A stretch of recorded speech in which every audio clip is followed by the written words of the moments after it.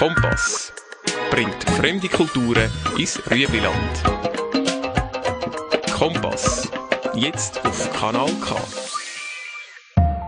Sound of Hope präsentiert China Echo, das Magazin, das die Brücke schlägt zwischen Ost und West.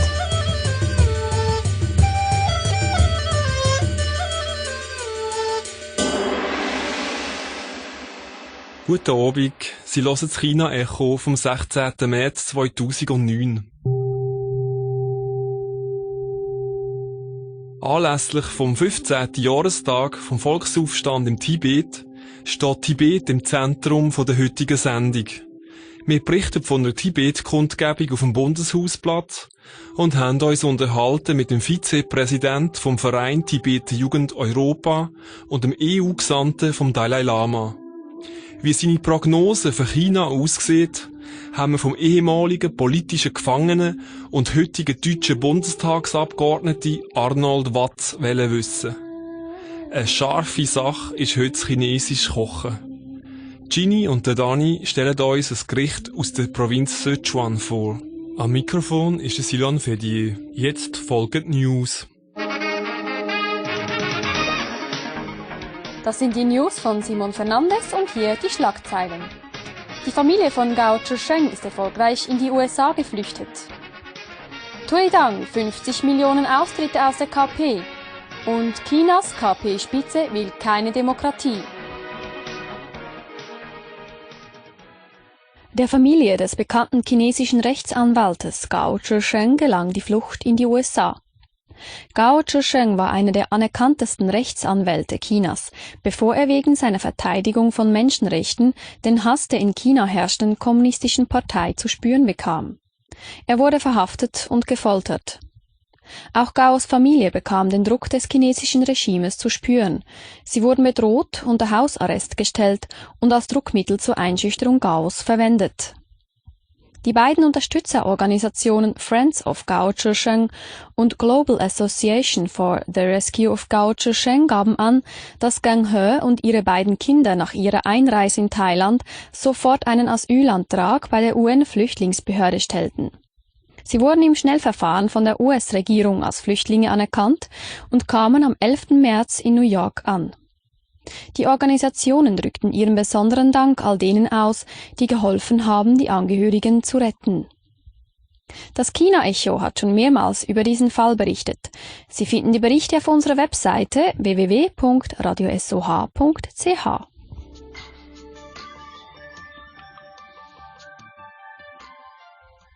Ende Februar 2009 wurden 50 Millionen Austrittserklärungen aus der Kommunistischen Partei registriert.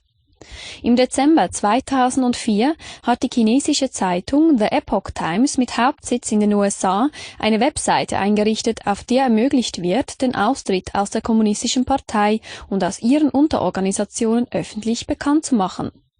In China zum Beispiel ist es nicht einfach, aus der Partei austreten zu wollen. So nehmen die Betroffenen die Möglichkeit der Webseite von The Epoch Times in Anspruch. Dai Yongli, der Vizepräsident des Globalen Zentrums zum Austritt aus der Kommunistischen Partei Chinas in New York, äußerte sich dazu. Hauptsächlich helfen wir Menschen dabei, die Wahrheit zu erfahren. Ein besonderes Ziel gibt es dabei nicht. Wer auch immer austreten möchte, dem helfen wir dabei. Wir lassen die Öffentlichkeit wissen, wie viele Menschen diesen Schritt bereits gemacht haben. Dass China etwa ohne die Kommunistische Partei ins Chaos stürzen würde, ist Propaganda. Während Chinas 5000 Jahre alten Geschichte wurde es nur wenige Jahre von der Kommunistischen Partei regiert. Davor waren die Menschen ebenfalls dazu fähig, das Land zu führen. Die Chinesen vom Festland China ermutigen wir dazu, ein Pseudonym zu verwenden, denn wir schätzen das Leben dieser Menschen. Würden sie ihren richtigen Namen angeben, würde das eine Gefahr für ihr Leben bedeuten.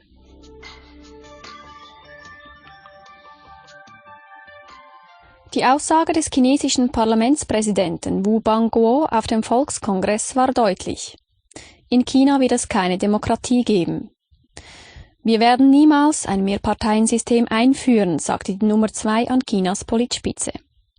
Beobachter sehen in der Rede mehr als nur ein Ja zum Sozialismus.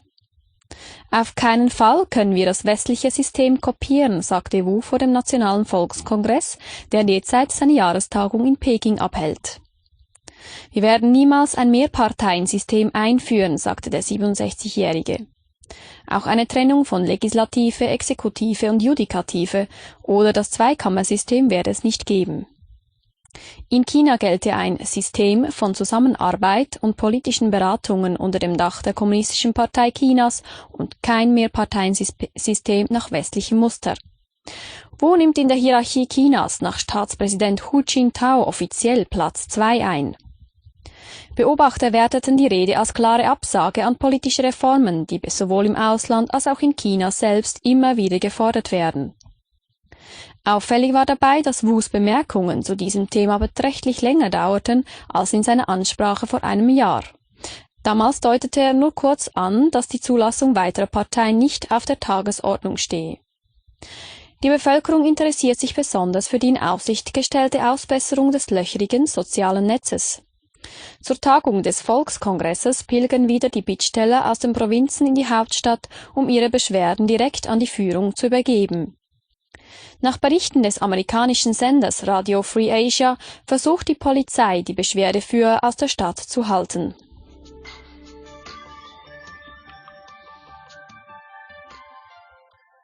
Die weltweite Wirtschafts- und Finanzkrise hat zu einem scharfen Rückgang im lange Zeit boomenden chinesischen Außenhandel geführt. Wie die Behörden mitteilten, brachen die Exporte im Februar um 25,7% auf 64,8 Milliarden Dollar ein. Die Importe sanken um 24,1% auf 60 Milliarden Dollar.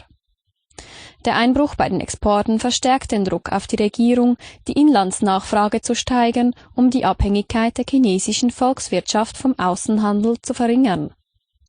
Handelsminister Cheng Deming warnte, es sei unwahrscheinlich, dass der Abschwung bald zu Ende gehe.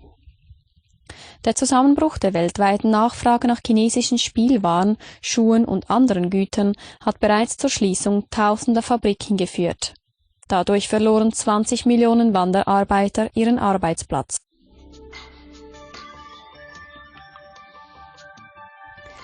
Im chinesischen Dorf Yangshe in der nordchinesischen Provinz Shanxi haben Wissenschaftler einen fast 3000 Jahre alten Friedhof ausgegraben. In einem Grab entdeckten die Archäologen 48 Streitwagen und kunstvoll verzierte Kutschen sowie mindestens 105 Pferdeskelette. Die Tiere wurden gemeinsam mit einem der Herrscher des damaligen Staates Jin begraben. Er war zu Zeiten der Zhou-Dynastie für seine Feldzüge bekannt.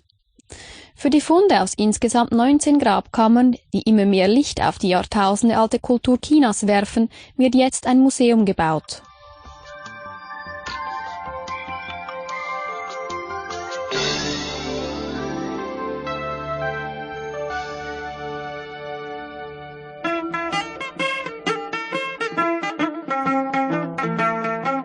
Wir hören den Free Tibet Song von Tramak Zug, der schon mal aufs heutige Schwerpunktthema Tibet einstimmt.